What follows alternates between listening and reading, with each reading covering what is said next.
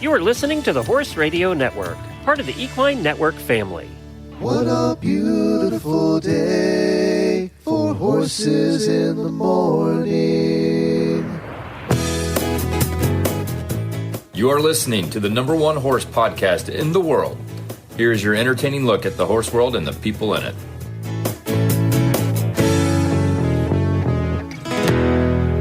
Well, good morning, everybody. I am Glenn the Geek in Ocala, Florida. And I'm Jamie Jennings, and I'm in Norman, Oklahoma. You're listening to Horses in the Morning on the Horse Radio Network for Monday, January 29th. Yes, it's still January. Episode 3353, brought to you today by WERM Flooring. Good morning, horse people.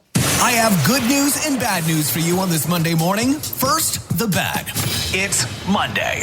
But the good news is really good. Jamie and Glenn are here to guide you through another week filled with horse talk and a whole lot of fun. Welcome to Horses in the Morning.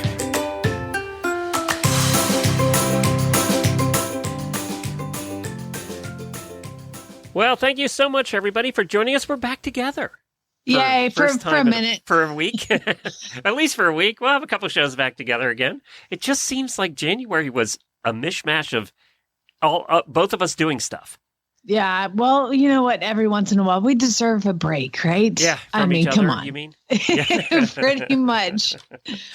Well, we are back together today, and we're going to have our second in a series on barn building by Morton. And also, did you post the question first? I didn't even ask you. Did you post the question first world problems? I did, and it turns out that people still have equestrian first world problems. Good. We'll get to that. And in the Auditor Post Show, it's going to be a little more serious. Kind of had a bittersweet Podfest experience over the weekend. Want to talk to you all about that. And then, speaking of Podfest, Ashley was there. And Podfest is the second largest podcasting conference. And I kind of helped start it 10 years ago. It was our 10th anniversary. So it was kind of neat. There were 1,500 people there. You know what's funny is I actually was listening to like local terrestrial radio here, and they had a couple weeks ago a commercial for it. And I was like, I know that guy. Wow. But I saw that Dr. Drew was there. Yeah, so Dr. Drew was kind of the keynote. He was the headliner. And he was there because the Podcast Hall of Fame ceremony happened at this event. They have every year, and he was hosting that. So they got him to come in early in the morning and do his opening keynote. I don't know a lot about Dr. Drew. I know a little bit, but I didn't know a lot. God, that guy has done everything there is to do in media. Yeah, he's amazing. And he still has a practice and still works with patients. He was amazing between TV and radio and podcasts and just everything he's done. Now, his wife was there. She's kind of his business manager. And he then, after he did the thing on the stage for the opening keynote for thousands of people, we had a pro session that I ran, and he came into the pro session with like 50 of us who are professional podcasters. And then we really opened up a lot more about how the business works, and he's a smart dude, that guy. We need to have him. Did you get his number to have him come on our show? Because I've got some medical questions. Okay, like, he had a person rash with him. He had a person with him, so he has a bodyguard there. He's got a handler. Yeah, he had a handler.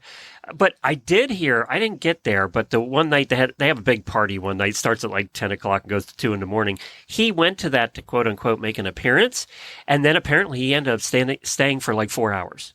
No, he had a great time. Apparently he was having a good time, and one of my friends from podcasting was inducted into the Hall of Fame. So that was kind of cool.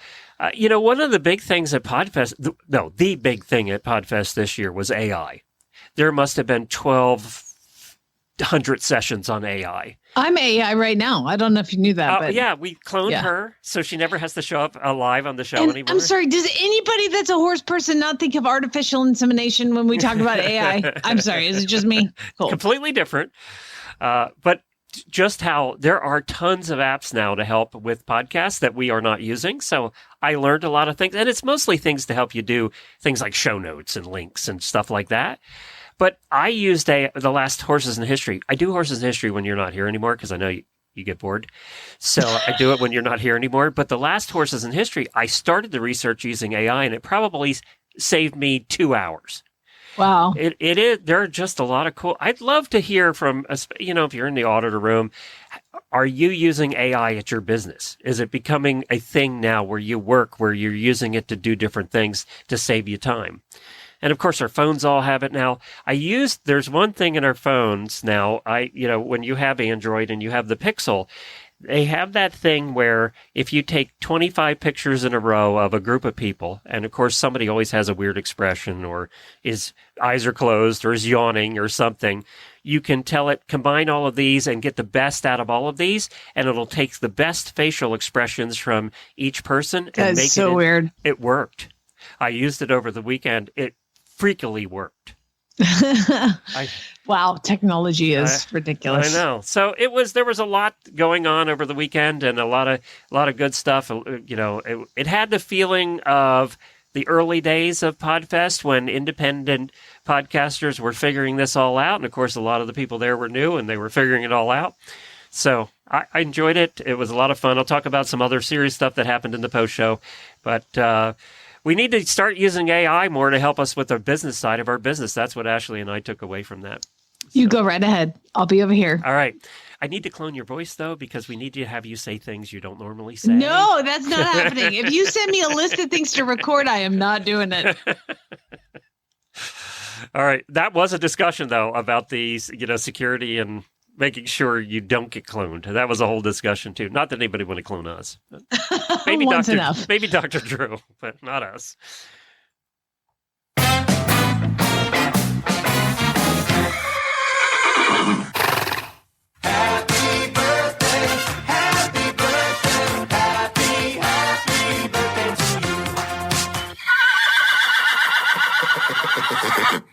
I have a few auditor birthdays, and I think I missed Claire Runolfson. When you guys did the show on Friday, I forgot to put the birthdays in, and I know Claire was one of them.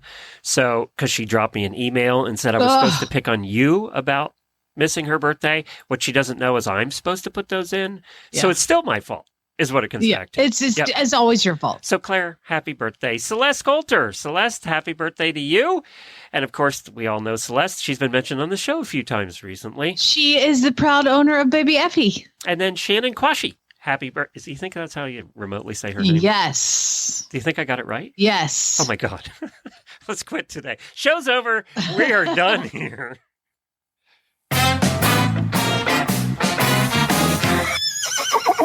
Man, there was some cool stuff that happened over the weekend. And one of the things that happened was Cody's Wish won the Eclipse Award for Horse of the Year, which is just so cool. And I mean, he did have some pretty good racing accomplishments, but I read some of the things from some of the people that vote, because a bunch of journalists vote. And they were just like, you know what? Even if there were horses that were more successful on the track, there was not one horse who was as successful off the track. And I'm talking, of course, about 17-year-old Cody Dorman, who was a Make-A-Wish kid who lives in Kentucky and got to go to the barn and meet Cody's Wish before he was even named. Is the son of Curlin, and got to go meet a baby racehorse. And they named Cody's Wish that because of Cody Dorman. And he won the Breeders' Cup Dirt Mile. Whew, I can't be careful talking about it because I get a little squishy. And then after he won his second consecutive Dirt Mile, Cody Dorman, who had attended every one of his races, passed away on the way home. And it was very, very heartbreaking and sad. He's suffered from a rare genetic disorder.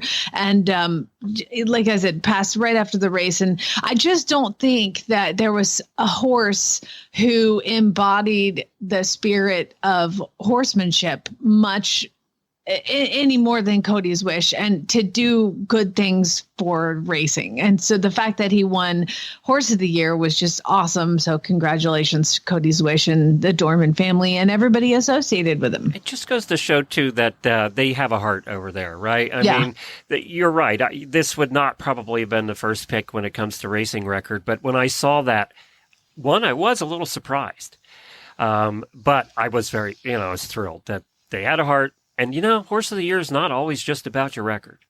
Yeah. So good on them. Hey, I want to give a shout out to Sharon Silva, one of our terrific auditors. She was visiting Ocala last week, got together with Jennifer. I was busy, and I'm sorry I missed you, Sharon. But she got together with Jennifer, and she got to go meet Scooter and Nigel, and they hung out, and she gave me a bottle of maple whiskey. Oh, there you go. Remember That's something how I you said, can eat. yeah, Something remember how syrupy. I said I tried it in Canada and loved it? Well, she found a bottle. She said she couldn't find Canadian, but it's a bottle of maple whiskey, and she gave Jennifer a bottle of wine that we can take along on the cruise next week. So thank you to Sharon. I'm so sorry I missed you, and I hope you had a good time here in Ocala. Now, the FEI dropped a little bit of a bombshell over the weekend, didn't they?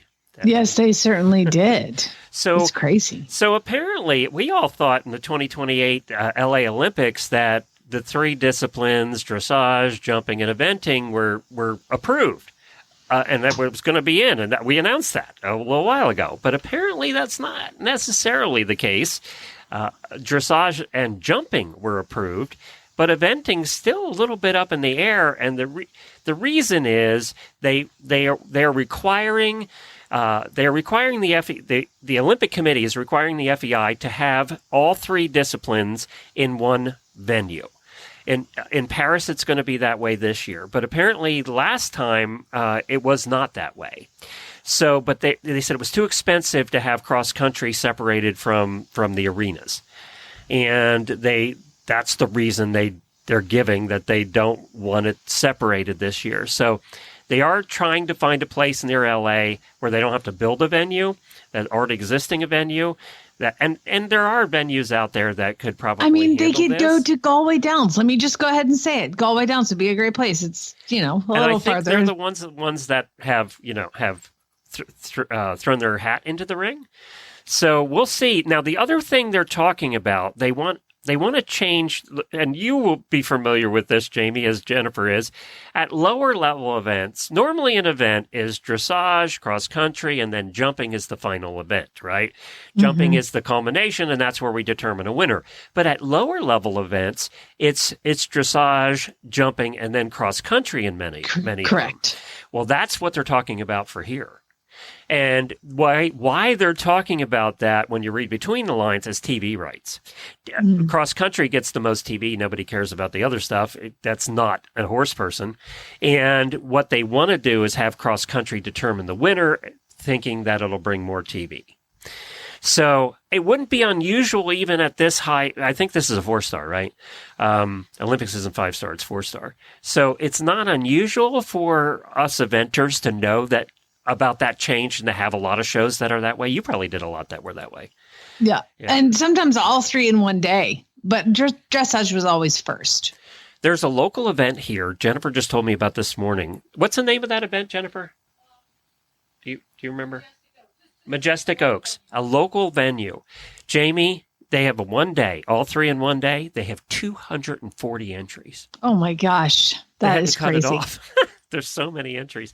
But so this isn't dead. I mean, it looks like good chances we're going to have eventing in 2028 in LA, but it's probably will have to change a little bit.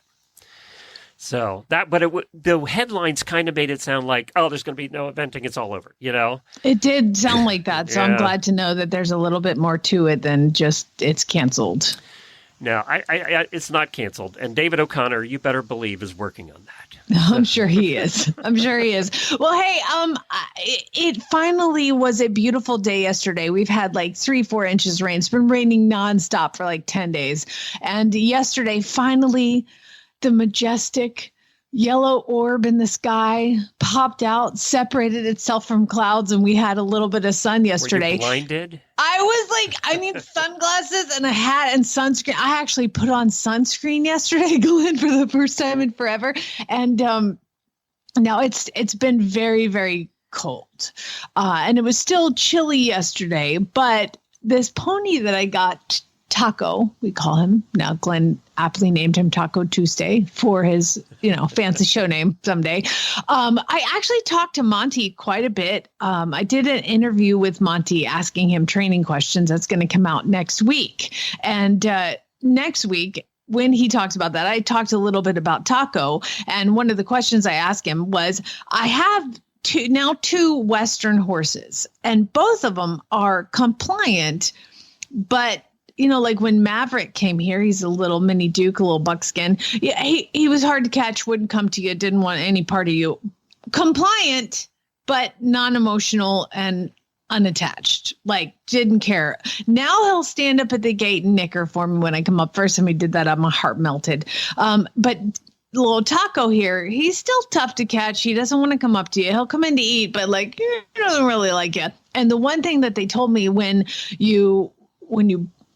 I got him was, yeah, he's real hard to put the bridle on. That's an understatement, Glenn. I mean, this 13 3-hand pony has a magic, like I work with all these like 17-hand racehorses, and Chad always says, that's amazing. You can get a bridle on them because a lot of them don't want the bridle, but I can do it. This little 13 2-hand pony turns into a 19-hand I don't know anything about that. I know, right? And wants no part of the bridle at all. So I've been going to work, and typically what you would do. You know what I recommend? What? You get a wife that does it for you. That's what I need. I need another wife. I call him husband number 2, farm boy, because he does all the dirty work around here when Chad's gone. Like, hey, there's a dead chicken. I need you to go get it. He'll, okay, fine. Or there's a mouse in the trap. Like, I need you to get it. So he does that kind of stuff. And he is 6'4", but I was like, I'm going to do this myself. And so one of the concepts that Monty has is you put honey on a stick, and then, like on the back of a wooden spoon, and you teach them to take that. And then you put the honey on the bit, and eventually they're like reaching for the bit.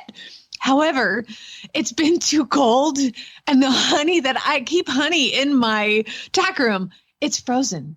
I can't use it. It is like you can't squeeze it. I don't have a microwave in the barn, so I can't soften it up. So I was like, all right, I got to come up with another way to get this horse to take a bridle. And I just went with the easiest way possible. I just took the bridle and took a handful of grass, put a little bucket by my feet, and I take a little bit of grain and I sprinkle it in my hand. And I was just touching his mouth with the bit. And I mean, just getting him to actually eat the food in my hand around the bit was an unbelievable challenge. And I just wish I would have recorded it before, because you would never have believed. I was like, let's just see what he does first. Holy cow. It was impressive. So I never got it before, but yesterday, after 3 sessions, with the little, like 4 little pieces of grain in my hand that he has to work pretty hard to get with the bit sitting on top of it, I bridled him 3 times yesterday. Yeah, that's what Jennifer does with Scooter, and now he grabs for it, Yeah. I mean, and again, like the typical way that I do it was, like you have to sometimes come up with new ways for new things, and I was like, this honey's frozen. What do I do? And I was like jabbing the stick in it, like trying to like push it. It was like a rock. It's like hitting a rock on the ground. I was like, and then I'm like, I can't even squeeze it over the bit, So I came up with this new way. And I mean, it sounds simple, but I was very pleased. I did have his teeth floated. Have you tried I had everything checked. Maybe that's the magic. I'll just sprinkle a little ground beef on the bit. Those Western cowboys, they like their beef. It is just funny, though, like how unhappy he is. Like, you just wonder. So when he came to me, he had cuts on the cheeks, like where his. I'm sure that has something to do with it. Yeah, and so he had cuts there, and then he just has a whole story in there someday that I'm just unpacking his issues. I'm just unpacking, but it's just so funny how like. My honey's frozen. What do I do now? I'm not going to get the 6'4" cowboy out here to do it. I'm going to do it myself. And I did. So we'll continue the process of getting the bit in his mouth, but hopefully after yesterday, it will have some improvement. Thank God he's not ear shy, so I can put it over his ears. It was just putting it up to his mouth. Yeah, he's not a Percheron. So no, he was at first a Percheron. Well, you know what? I know you brought you brought Taco home in your trailer that has the WERM flooring. You can ditch the mats and upgrade to WERM flooring systems today. The WERM flooring system... I'm going to stop you because that's actually not true. They delivered him to me in that convertible trailer with no top in the freezing cold. And I'm sure... I tried to do a perfect transition. I know. I'm sure he would have loved WERM flooring, but I think he would have liked a roof a little more. But go ahead. Carry on. Well, if you're tired of fighting with the heavy rubber mats, we had to do it last weekend. We had to pull the mats back, clean underneath, because we haven't gotten our WERM flooring quite yet. So it was a pain. It's just a pain to do that. And this WERM flooring, they actually attach it to your floor. It's kind of like this rubberized material they attach to your floor. And it just means that you don't have to deal with the mats anymore. There's no urine getting down in between the mats to eat your floor away, whether it's wood or whether it's aluminum. It's slip resistant. It's textured to prevent slipping. It's seamless. You said it even comes up the walls a little bit. So it's awesome. You don't have moisture getting down along the edges, which happens sometimes and causes rust there. It's durable, it reduces the noise, and it kind of insulates the trailer a little more too. So WERM flooring systems, we recommend it for all your trailers. Jamie has it, loves it. We're getting it for our aluminum floor trailer because I hate doing the mat, and it stinks so bad under there.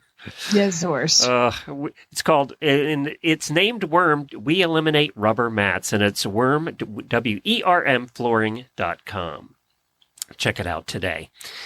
There was I don't know if you saw this story of this lady at a Walmart. Where was this? In Michigan. This should have been on Weird News, but I couldn't wait. She stole an Amish horse and buggy from the Walmart. Did you see that story? Yeah, briefly. I didn't click on it because I just figured somebody would send it to me. So go ahead. So this was a twist in the story. This was all over mainstream news.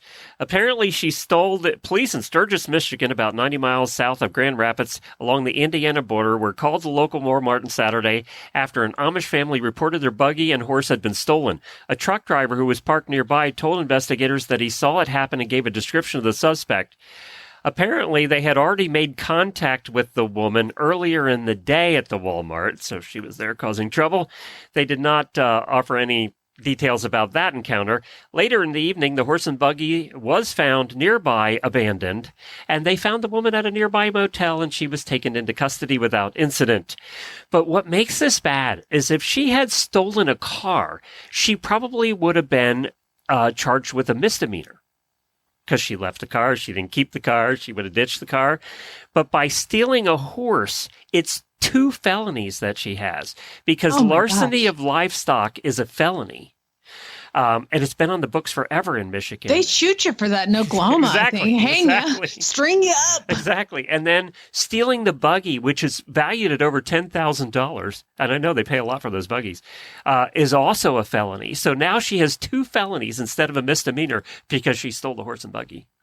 Now, did she steal it because she needed it or because she was like, I'm an animal rights person, I'm going to get this out of here? And it doesn't really say why she stole it. No, it had nothing to do with animal rights. I'm sure it had a lot to do with drugs or alcohol. It would be my guess. From the impression I got, this was nothing to do with animal rights. So this was just somebody who decided she needed to get back to the hotel, probably for a fix. So they arrested her. She's facing charges. I love the last line of this article. For the enterprising thieves in the audience, stick to cars. Horse and buggies are slower, harder to hide in the garage, and much worse for you if you get caught. Plus, a car is less likely to kick you. I love that line. Anyway, there's some weird news for you. That's an early look at weird news. So I posted in the auditor room last week, and it said, if someone offered you $1 million to watch the same movie for 24 hours straight, what movie would it be? And I found this we had 130 responses, by the way. And I posted in the auditor room, so I expected all of them to be horse movies, right? I didn't say horse movies, but I expected them all to be horse movies because it's the auditors. I was shocked at a majority of them were not horse movies. And it's because we've already seen those a million times. I guess. I think that's probably it. I think that's probably what it is. But it was interesting. I wonder if the answers reflect on the personality of the person. You would think it kind of would, right? I would imagine. I mean, but okay, to be fair, you asked this question. For $1 million, you had to watch one movie 24 hours straight. I mean, why any movie? Yeah, I was just going to say we could all watch any movie movie for that. Yes, I get that. I mean, I'll do it for 3 days straight. $1 million. I'd pay for a really nice indoor. I could suffer through it. But I started thinking about it, Glenn. Yeah. There is one movie that I would not be able to watch. Oh, you would not be able to watch? I would not. Okay, well, all right. Sit through one particular movie, and I will tell you why. Because my son decided while we were having dinner, he was going to start a movie and started. Oh no, I loved SpongeBob. I could sit through that for days. But what he has is he's now 10 and his father is taking him through all the genres of movies. And they started watching this one movie and he's already seen it. And it induced so much anxiety that I actually got sick after like 10 minutes. I was so frightened during this movie. And I don't know if anybody ever seen it. I mean, it's like old. It's just, it just was like, I was like a visceral reaction to this movie. And it's the Brad Pitt movie. And you think I should be able to watch Brad Pitt for 24 hours. No, not when it's World War Z. It is a zombie movie, and I am not kidding you, Glenn. That was the most I only made it through 10 minutes. Most terrifying. I made the whole family shut it off. I was like, turn on my television. I don't want that in my house. I mean, it was awful. Have you ever seen that? I saw that movie when I had COVID one night, and I am not a zombie movie person. I hate zombie movies, but I was sick, so I ended up watching it. And I think I fell asleep, actually, during that movie. I don't like zombies all that much. I did, I ended up watching the end and all that, but I can see why you don't want to do that one. I didn't make it to the end. I made it to the first 10 minutes, and that was enough. I mean, I can't believe people watch stuff like that. Like, why would you want to be that scared? And then add the kid effect to it. Like, I got to protect my child and my spouse, and there's people that are like, I mean, it didn't take but 2 minutes to like start seeing people laid out on the ground turn into zombies. No, it was no hard pass. Keep your $1 million. There was several people answered with the same movie, and I couldn't do it. I'm with you. I couldn't do it for 24 hours. And what movie? Well, I'd sleep the whole time, so that'd be all right. Maybe I could do it. Do you have to stay awake through all of this? It doesn't say that. So, Lord of the Rings. Rules. I could not do Lord of the Rings. Oh my God, they're the most boring movies in the history of movies. Oh my God, Lord of the Rings. I don't mind those so much. I'm not a super like. I didn't care about the ring by the end. I just wanted it thrown in the deepest ocean and never found again. Shut up, Gandalf.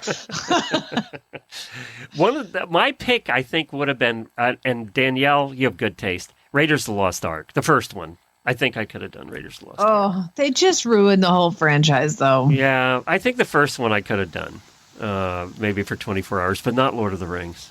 Oh. There's really, again, not many movies I wouldn't sit through for $1 million for 24 hours, but like some of my obvious notables would be like The Man from Snowy River, because I've watched that many hours and not sneezed at it, done it on purpose, and I didn't get paid.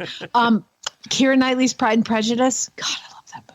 I mean, actually, we put on a movie once when we were in a hotel because I like to fall asleep to a movie. And Lucas is like, I can't fall asleep watching TV. And I was like, I bet you can. And I was like, I will give you $10 if you stay awake the entire movie. And he's like, it's 10. I was like, I'll give you $10. 10. You know what? 20. I'll give you $20 if you. He was like, what's it about? I'm like, it's about matchmaking in the 1800s. He was like, I'm out. I think he made it 3 minutes before he fell asleep. Well, that's the movies. There were a whole lot of them. I mean, and there Any were surprises? No. Well, the typical horse movies you would expect. Were in there. Farlap, Seabiscuit, Secretariat, Farlap. All of those you would expect were in there. There were a couple to make your day, Man from Snowy River. There were a couple that said they could never watch Man from Snowy River for that long. So, not everybody agrees with you. I would say majority of the audience does. Well, not everybody has like taste in class. So I guess that's it. Yeah, that's probably it. When you have 500 people in a room, not all of them are going to have class, right? Exactly. Yeah. I mean, you know, if everybody has it, then it's you that doesn't. All right, we're going to go to our guest for today. I had a chance to chat with the good folks over at Morton Buildings for our part 2 in our series on Barn Building 101.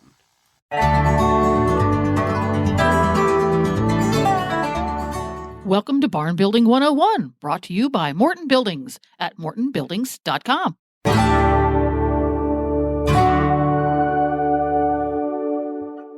Well, Glenn here, founder of the Horse Radio Network and host of Horses in the Morning, and we are continuing our educational series right now on building yourself a barn that you're going to be happy with from now into the future.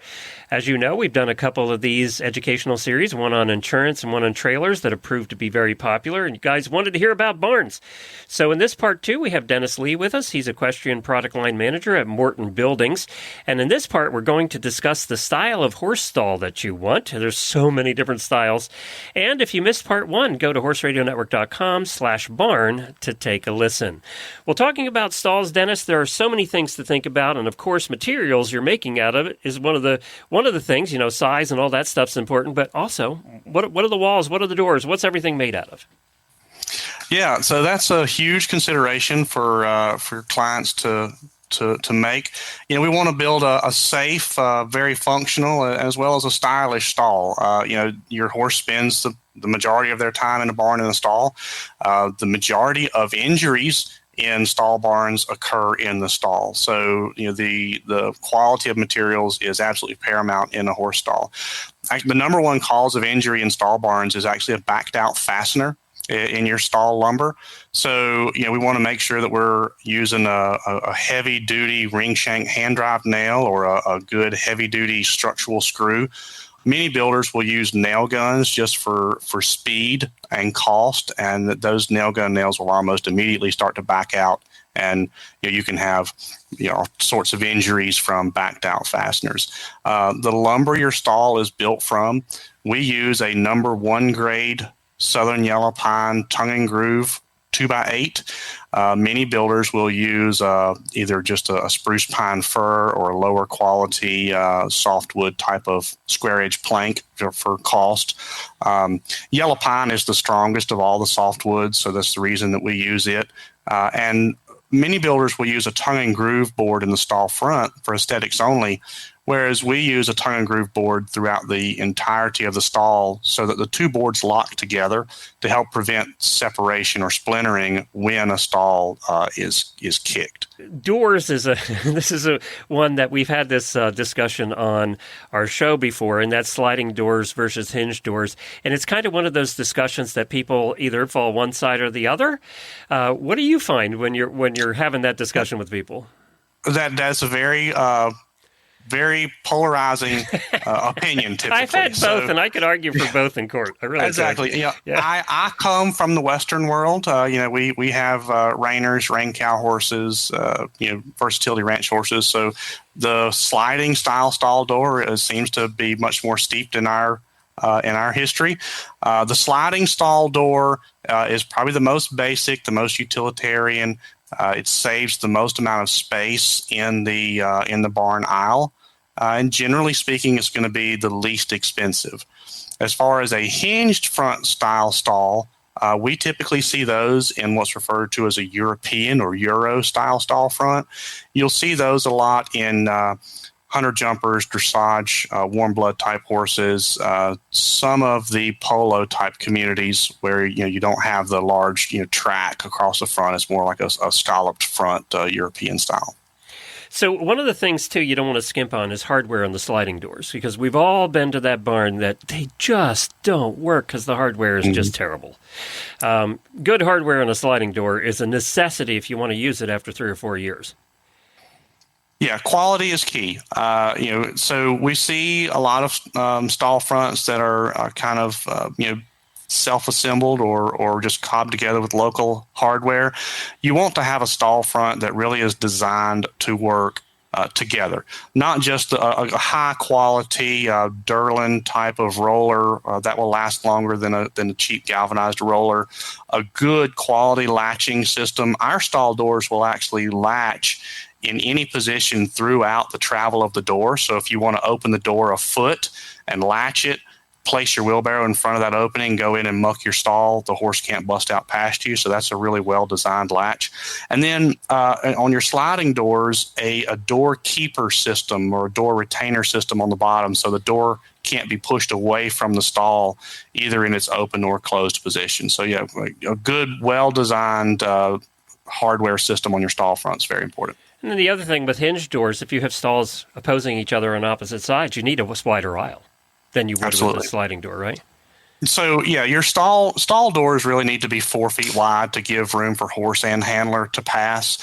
So if you have a 12-foot wide barn aisle and you have a 4-foot wide door open on either side of the stall or either side of the aisle, you're greatly reducing the travel area in that barn.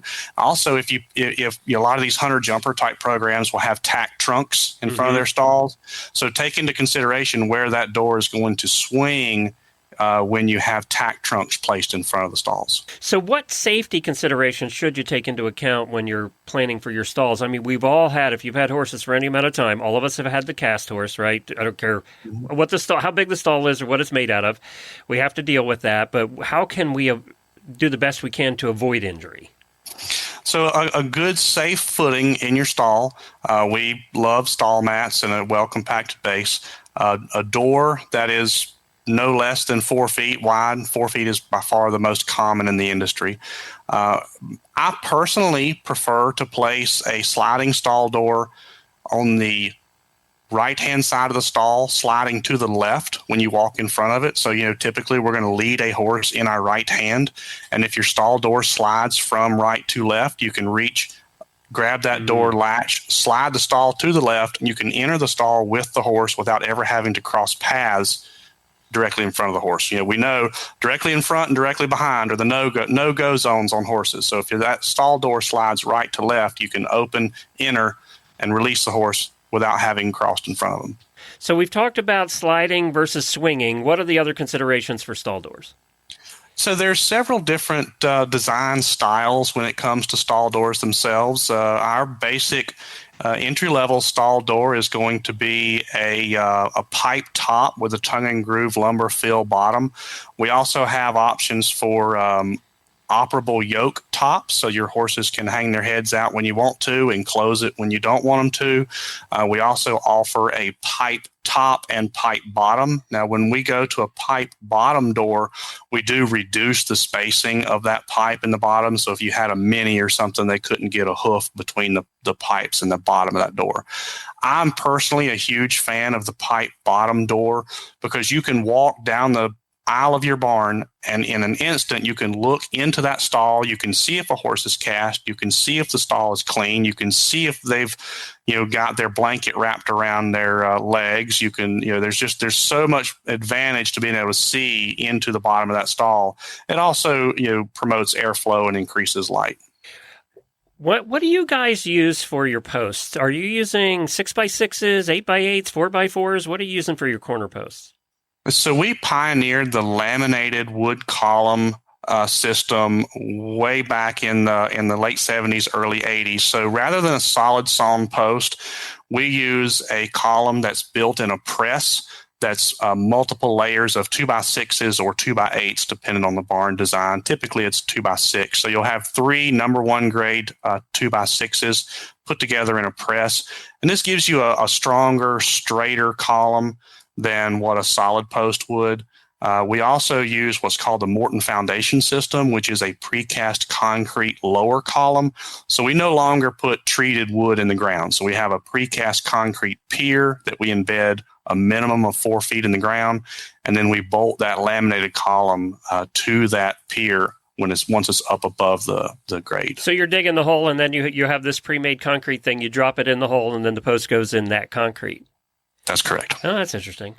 That's probably much quicker for you guys to do too than doing it the other way. It is. It's better than a solid sawn post for many reasons. We've all seen Even the highest quality 6x6s or 4x6s will have one big knot in them that compromises the whole post, or they twist. They're really bad for twisting and cupping. So that's the basics on stalls. In the last segment we did, which you can still go back and listen to at the link I gave you earlier, we talked about the building itself, but one of the things we didn't discuss is what the exterior is made of, whether it's metal or wood or cladding or any of that. So what do you guys recommend? What do you do the most? So our most common cladding, both roofing and siding, is a 26 gauge PVDF painted system. So, not all colored.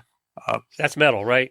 Yeah, metal. What a lot of people refer to as tin. Mm-hmm. Not all corrugated metal roofing and siding is created equal. There's actually vast differences in different qualities and materials. So gauge refers to the thickness of the material.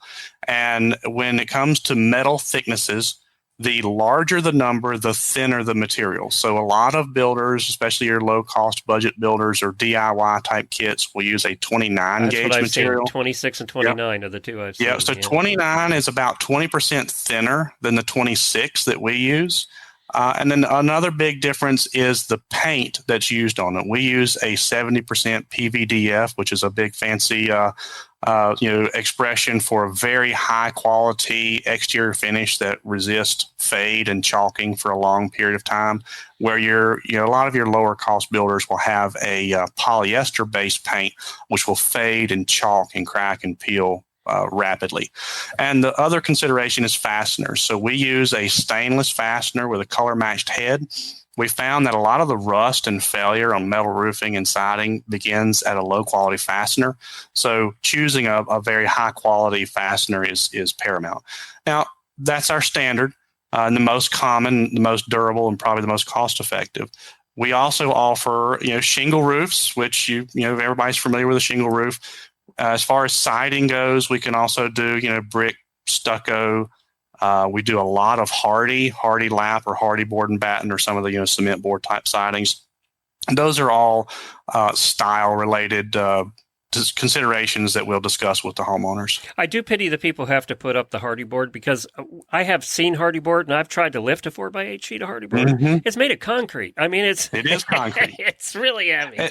Hardy is beautiful, but it also has a maintenance component, so it will have to be painted every 10 to 15 years. Now, if you're trying to match a home that has hardy, we love doing hardy because it just looks amazing, but just keep in mind it will have a maintenance aspect to it over time. And it's heavy as heck.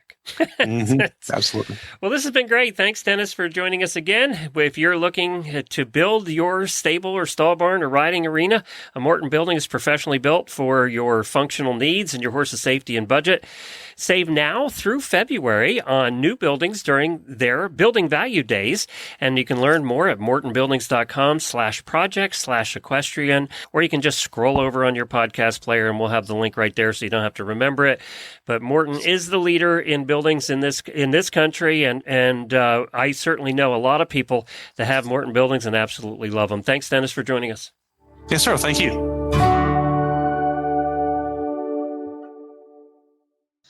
Cosequin ASU joint and hoof pellets contain quality ingredients to support joint and hoof health and leave out the fillers, molasses, and alfalfa, all while delivering the taste horses love. The colors of their ingredients shine through for a difference you can see, so visit CosequinEquine.com. Your horse has unique feed needs, and Purina has you covered. From breeding and growing to senior horses, from performance horses to easy keepers, and everything in between. Purina has an extensive portfolio of research-backed options for your horse.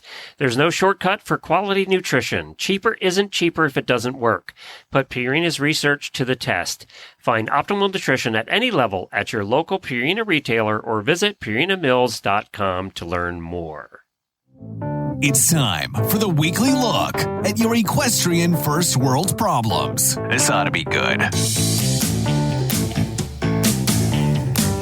It is good. It's always good. It's because it comes from our kind, sweet, generous listeners who feel like they need to release some stress off their chest and let us know what is happening in the struggles that they're going through. And so what happens is on Sundays, I put up a post on the auditor Facebook page telling them to share their problems. So if you want to participate in this, you have become an auditor. How do they do that, Glenn? You just go to horsesinthemorning.com, click on the auditor banner, and for as little as can you tell I'm tired? And for as little as $3 a month, you too can become an auditor. You're a hot mess today. Don't worry, I got you, buddy. Because poor Holly, this is a problem that I'm having right now. Because I got down to 4 horses and I have 7 stalls, and then so I got up to 5 horses. So now I have 5 horses, but I have 7 stalls, Glenn. So Holly says that her 3-stall barn only has 2 horses in it. So She's sad. shopping.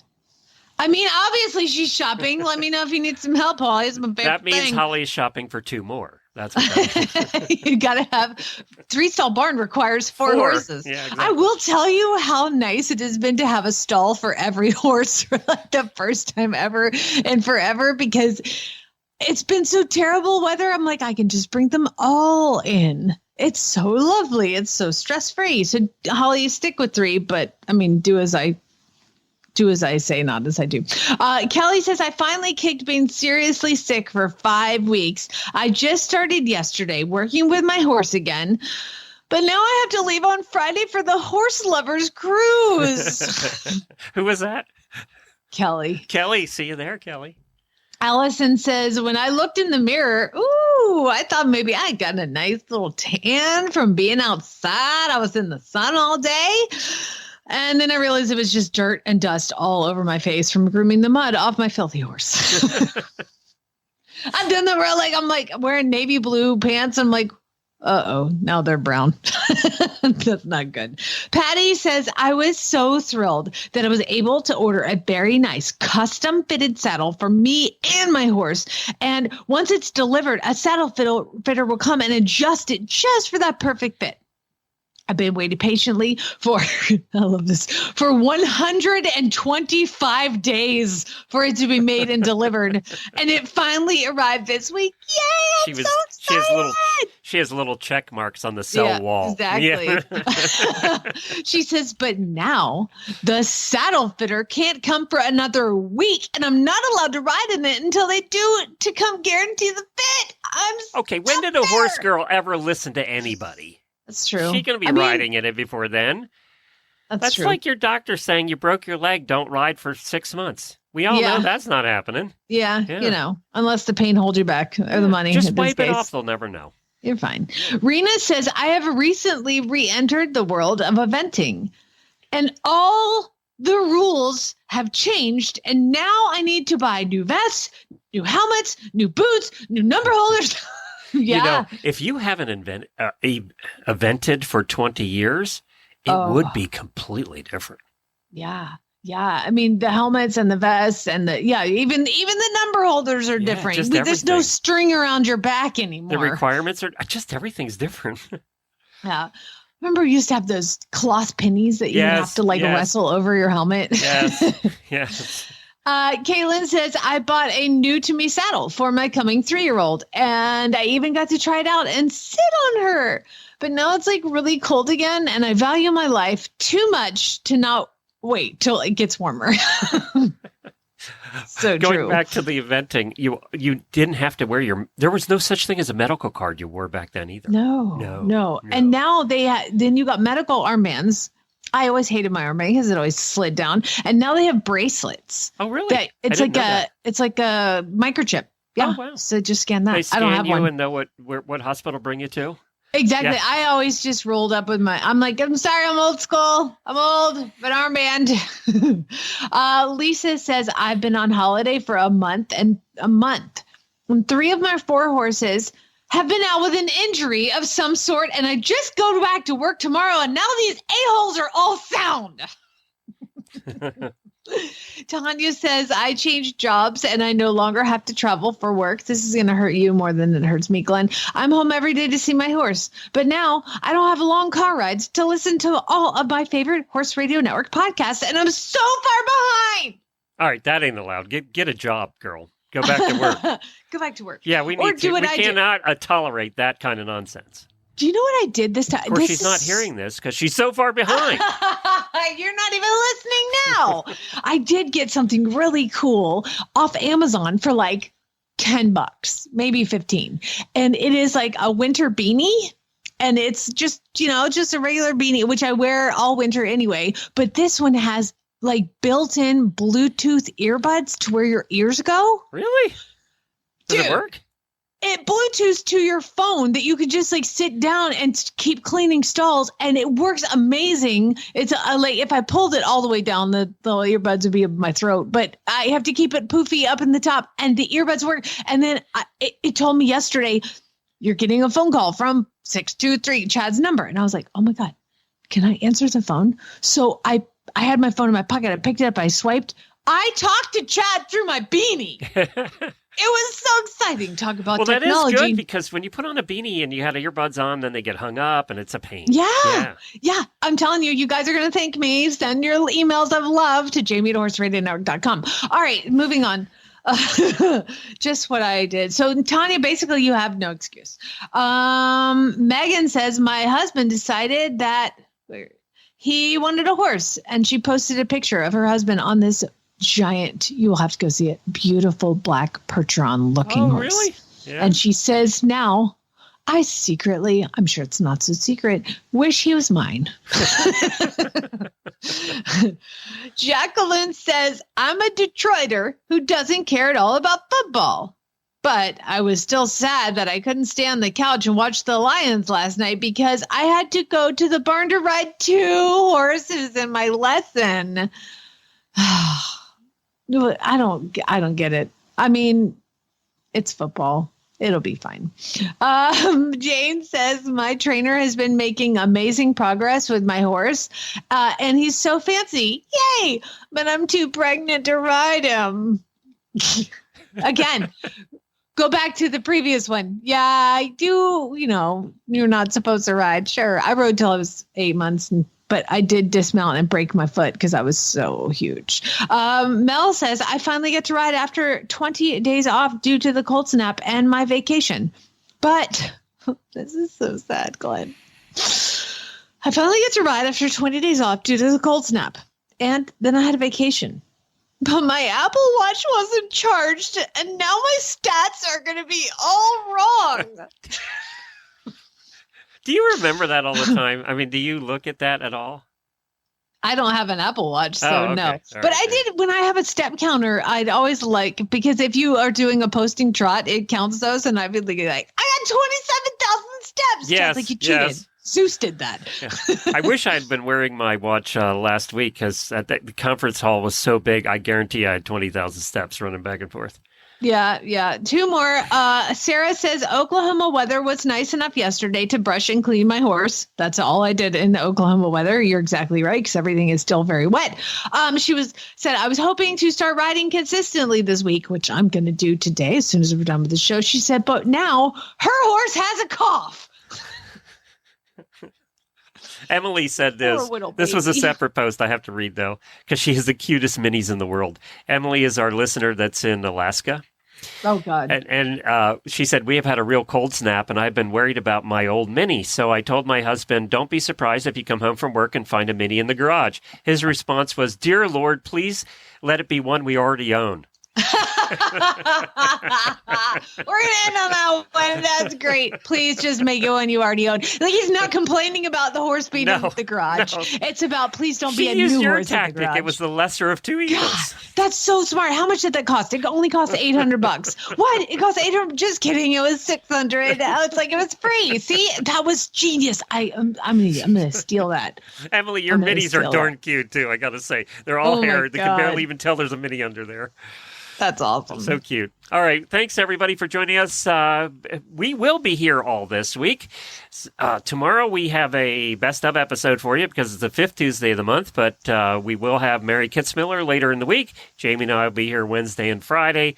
So look for us then. And then Jamie's doing shows all next week while I'm off gallivanting around with a bunch of the listeners on our Horse Lovers Cruise. Yeah. So, but you'll be here working, right? I will be here, and on Wednesday, I think it's Wednesday's episode, I had Debbie on with me. We talked to Monty, and I asked him a bunch of our listeners' training questions, plus a horse that I couldn't figure out. And Monty actually gave me an answer, and it will require the use of Farm Boy. So that's all coming up on next Wednesday. All right, editors, hang on. We'll chat after this.